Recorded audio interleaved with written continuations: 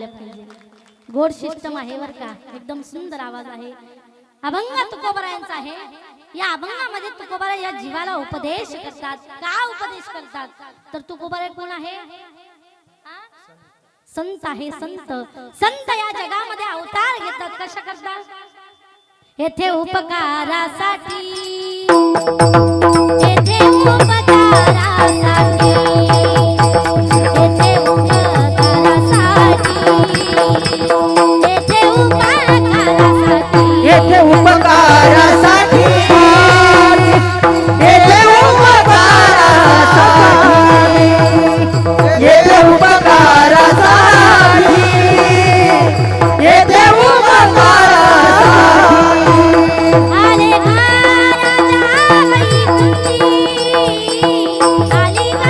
येथे उपकारासाठी, येथे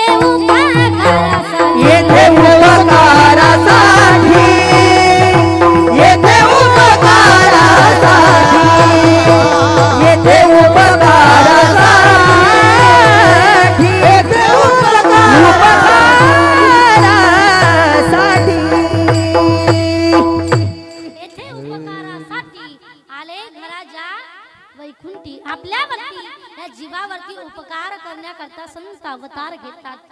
बघा, संतांचं जीवन हे परार्थी आहे. या जगामध्ये वावरत असताना आपल्याला अनेक वर्ग बघायला मिळतात. एक वर्ग असा आहे की जो स्वार्थही साधत नाही आणि परार्थही साधत नाही. दुसरा वर्ग असा आहे की जो स्वार्थही साधतो आणि परार्थही देखील साधतो. तिसरा वर्ग असा आहे की तो फक्त परार्थ साधतो, ते म्हणजे माझे संत. पहिला वर्ग आपण बघूया, जे फक्त स्वार्थ साधतात, ते म्हणजे माणसं. दुसरी गोष्ट आपण जर पाहिलं तर माऊलीने देखील ज्ञानेश्वरीमध्ये वर्णन केलेलं आहे. बघा, पाऊस काळ्यामध्ये ज्यावेळेस लाईट जर गेली महिला मंडळ, त्यावेळेस आपण काय करतो? लाईट गेल्याच्या नंतर आपण काय करतो? दिवा लावतो. बरोबर ना मावशांनो? त्या दिव्याच्या भोवती एक किडा फिरत असतो. बरोबर ना? पाहिलाय का कधी? हा, पतंग नावाचा तो किडा असतो. तो त्या दिव्याच्या भोवती गिरक्या घालत असतो. बघा, तो दिवाही विझून टाकतो आणि स्वतः देखील मरण पावतो, भस्म होतो. बरोबर का नाही? म्हणजे काही जीव असे असतात की जो स्वार्थही साधत नाही आणि परार्थही साधत नाही. स्वतःचंही कल्याण होऊ देत नाही आणि दुसऱ्याचंही कल्याण झालेलं सहन होत नाही. विठ्ठला विठ्ठला विठ्ठला विठ्ठला. बघा, एका गावामध्ये दोन भाऊ राहत होते. सख्खे भाऊ होते पण कट्टर वैरी होते. सहन होत नव्हता एकमेकाचं. दोघ जणही महादेवांची आराधना करू लागले, भक्ती करू लागले आणि भजन करायचे. कर्पूर गौरम करुणावतारम संसार सारम भुजगेंद्र हारम सदा वसंतम हृदयारविंदे भवं भवामि सहितं नमामि. हर हर शंभो शंभो शिव महादेवा शंभो शंभो शिव महादेवा शंभो शंभो शिव महादेवा शंभो शंभो शिवा महादेवा शंभो शंभो शिवा महादेवा शंभो शंभो शिवा महादेवा. त्या ठिकाणी दोघ जणही भगवान शंकराची आराधना करू लागले. भगवान शंकर प्रसन्न झाले. भगवान शंकर मोठ्याकडे गेले. माग म्हणे, काय मागायचं? मोठा म्हणाला, देवा मला काहीच नको, फक्त एक काम करा, एखादी वस्तू जर तुम्ही छोट्याला दिली, लहानाला दिली, त्याच्यापेक्षा मला डबल झाली पाहिजे असं वरदान द्या, मला काहीच नको. ठीक आहे. भगवान शंकर छोट्याकडे गेले, लहानाकडे गेले. माग म्हणे, काय मागायचं? लहाना म्हणाला, देवा मला काहीच नको, मला एक घर द्या म्हणे. किती? एक घर द्या म्हणजे मोठ्याला किती द्यावं लागले? 2 द्यावं लागले, बरोबर का नाही? पुन्हा भगवान शंकर छोट्याकडे आले. माग म्हणे, काय मागायचं? काही नको देवा, मला एक ट्रॅक्टर द्या म्हणे. म्हणजे मोठ्याला किती द्यावं लागले? 2 ट्रॅक्टर द्यावं लागले, बरोबर का नाही? पुन्हा भगवान शंकर छोट्याकडे गेले. मागा म्हणे, काय मागायचं? काही नको देवा, एक पत्नी द्या म्हणे. मोठ्याला किती द्यावं लागल्या? म्हणजे पूर्वीच्या काळामध्ये भेटतही होत्या. आता हुंडे देऊनही मुली भेटत नाही, बरोबर का नाही? भगवान शंकर पुन्हा छोट्याकडे गेले. छोट्याने प्रश्न केला, का हो देवा, मी जे तुम्हाला एक एक वस्तू मागतो ती मोठ्याला डबल होते, काय भानगड? भगवान शंकर म्हणू लागले, त्याची मागणी जास्ती होती की तुला एक वस्तू दिली की त्याला ती डबल झाली पाहिजे, कमी नाही पडली पाहिजे. छोटा फार हुशार होता पुरुष मंडळ. तो म्हणू लागला, देवा एक काम करा ना, माझा एक पाय, एक हात, एक डोळा जाऊ द्या. झोपले का तुम्ही? हा, मोठ्याचे किती गेले असते बरं? 2 पाय, 2 हात, 2 डोळे, म्हणजे शपथ झाला. विठ्ठला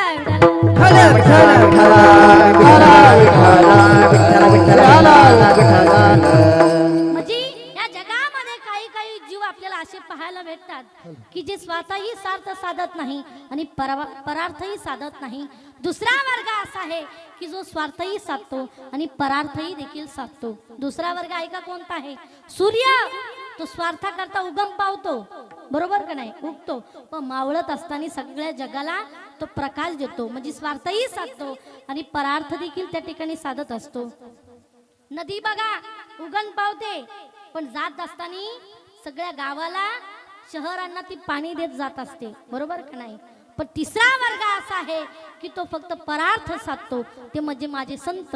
या जगावरती कल्याण करण्याकरता संतांचा अवतार आहे. विठ्ठला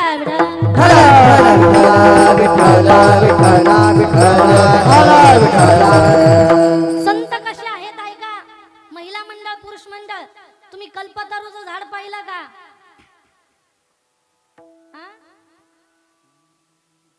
पाहिलं नाही? पाहिलं का? कुठे आहे?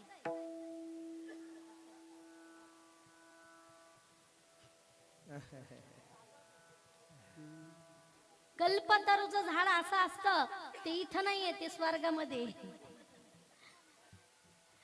कल्पतरूचं झाड असं असतं महिला मंडळ ऐका. त्या झाडाखाली जर आपण क्षणभरही जर बसलो, 1 मिनिट जरी बसलो, ज्या ज्या मनामध्ये आपल्या कल्पना येईल ना, त्या पुरवण्याचं काम कल्पतरू खाली, कल्पतरू खाली, कल्पतरू खाली,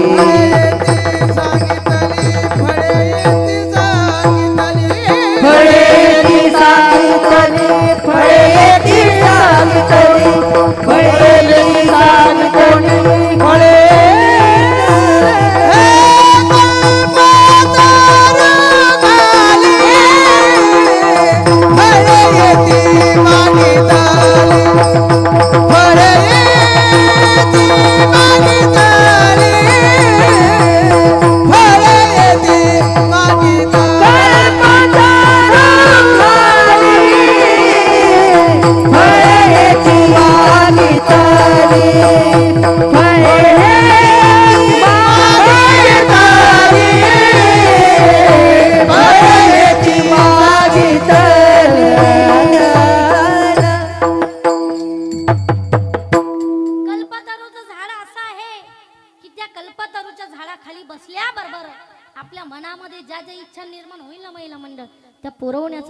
कल्पतरूचं झाड करत असतं.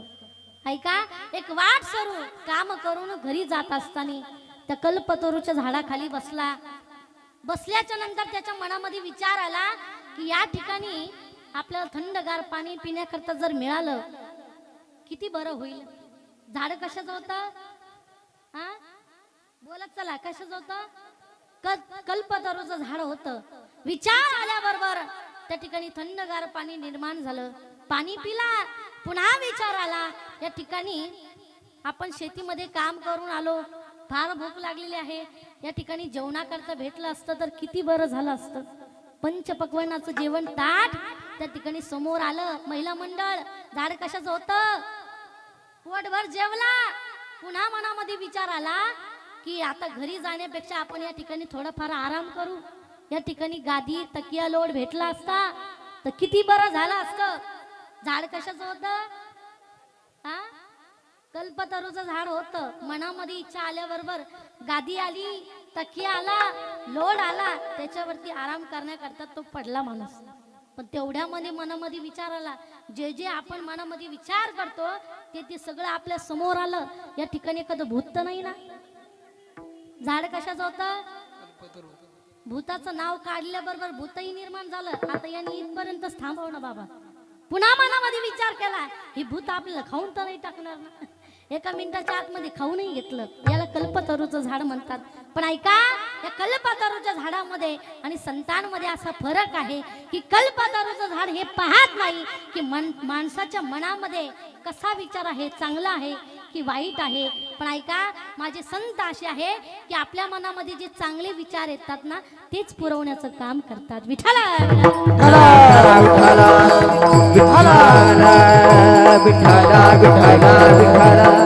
म्हणून सण अधिक कुणालाही संत म्हणायचं नाही. लई गंज लावला म्हणजे संत झाला का? नाही, कुणालाही संत म्हणायचं नाही. पण तुकोबऱ्या म्हणतात बघा, तुकोबऱ्या अगोदरच संत आहे म्हणून या जगाला उपदेश करतात. पण काय म्हणतात?